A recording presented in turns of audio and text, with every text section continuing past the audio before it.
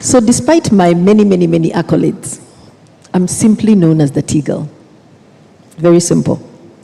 And today I want to take you on a journey of building, a journey of scaling, and most importantly, of reimagining an Africa through entrepreneurship. So the person who spoke before me, we've listened to the Africa's reality. We are rich in land holding. 60% of the world's arable land is on this continent. We have the youngest population. We discussed the mid-age of 19, and I can see quite a few.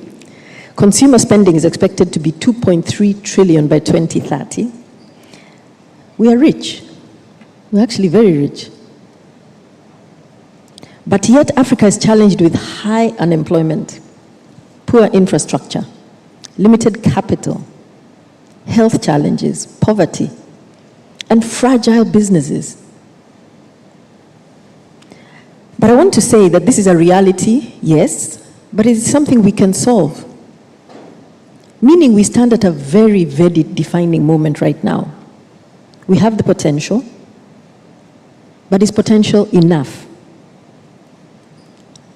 We must act boldly, strategically, and we must act together, which is why I was saying that the inclusion of Africa together is so important. Our governments have seen the importance of putting together the Africa Continental Free Trade Agreement, meaning we can move, or we should be able to move freely. I'll give you a story on that. This is a once-in-a-generation opportunity. How many of us have looked at it? To trade with each other, to build resilience industries, and maybe to be able to employ our own youth. So today I want you to imagine with me an Africa that solves her own problems, feeds herself, exports to the rest of the world, where our youth are not actually begging for jobs, but creating them. And this is the Africa I want to say that we want to build together. Vibrant, strong, and unstoppable. How are we going to do this?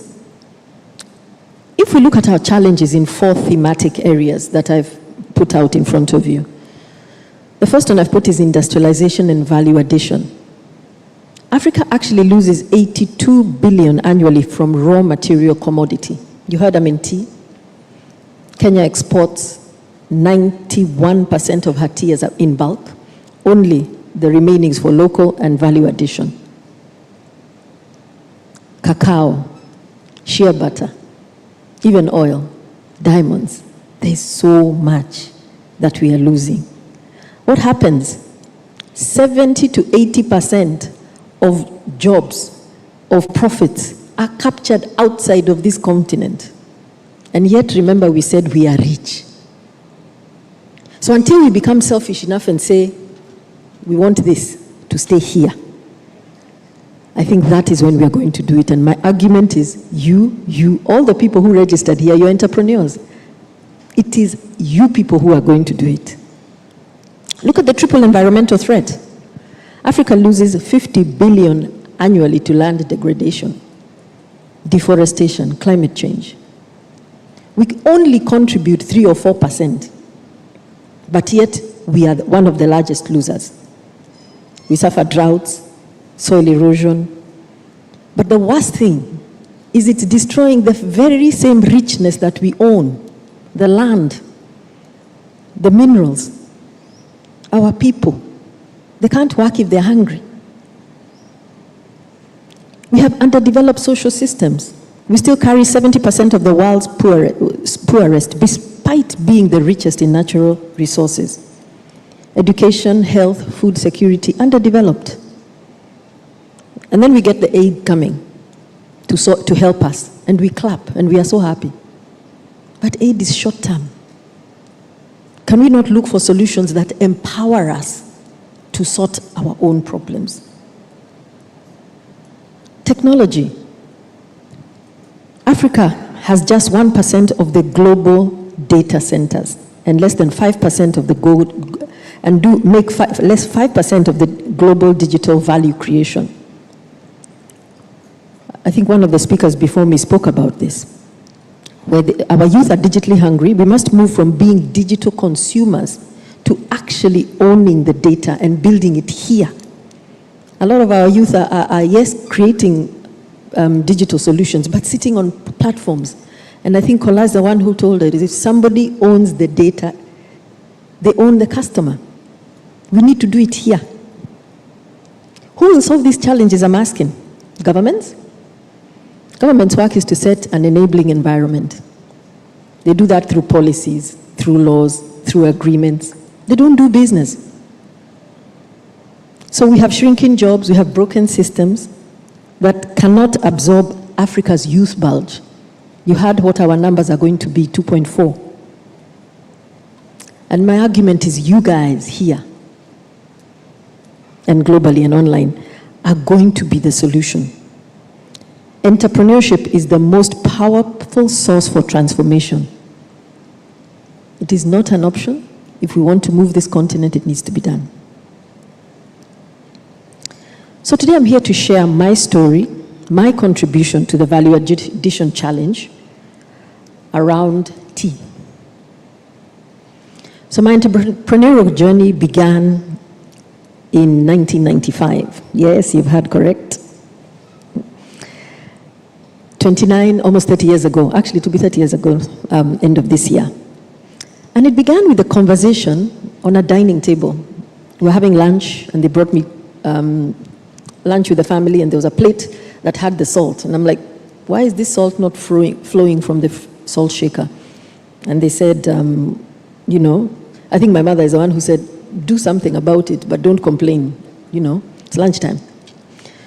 So that stuck with me, and we didn't live far from a university. So I drove up to the university in the afternoon, and I went to the food technology department, and I asked the professor there, can I learn? I know there's free-flowing salt. It should be dry. It should stay dry. Our conditions are not so crazy. Can you help me do this? And he says, have you done food technology? I said, no, I was a business student. And he says, so what business do you have here? I said, I want to learn. Will you teach me? And I think he was very intrigued with my naivety. Obviously, I was now 20. I was in my mid-20s. And he said, fine, if you commit to come here maybe a couple of weeks, maybe 2 weeks, every afternoon, I'm free. I will teach you how to become a food technologist. So we went through the process, and those who know me, my life is always in a hurry, so I was always rushing, you know, and then. So I think within 3 weeks, I sort of knew all the principles. I even now find out what machinery I need, and then came the next problem. I had no money. So I was like, oops, what do? I go back home and I say, can I have some money? And they're looking at me like, no. Because when I started my journey 29 years ago in Kenya, employment was what we did. You got a job. I mean, you went to school, you got a job, and once you got a job, your parents have done their work. So when I came and told my parents I want to go into business, they're asking me, what's wrong? Why would you want to do this? I was employed only for 9 months, but I knew inside me there was more. And so I came home and I said, I've quit and I need money and this is what I want to do. And they told me, no, that's not why we brought you. That is not our plan for you. We think you should have stayed in your employment, so you do you.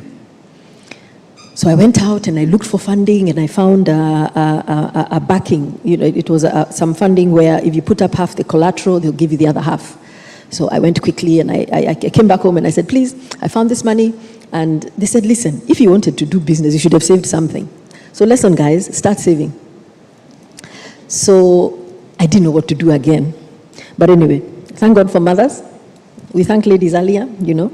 Thank God for mothers. She said, fine, I will give you this much. Not a lot, but it made me, I bought my first machines and I made my product and I took it to market. I sold my first dozen, two employees. I sold my first dozen, put it in the market.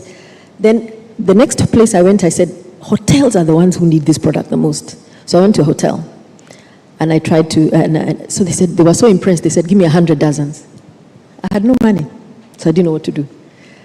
That day I was at home, I went to visit my friend and I was telling the mother, she said, come, I'll lend you the money. So she lends me the money. It was maybe $100 at the most. Salt is a very cheap commodity.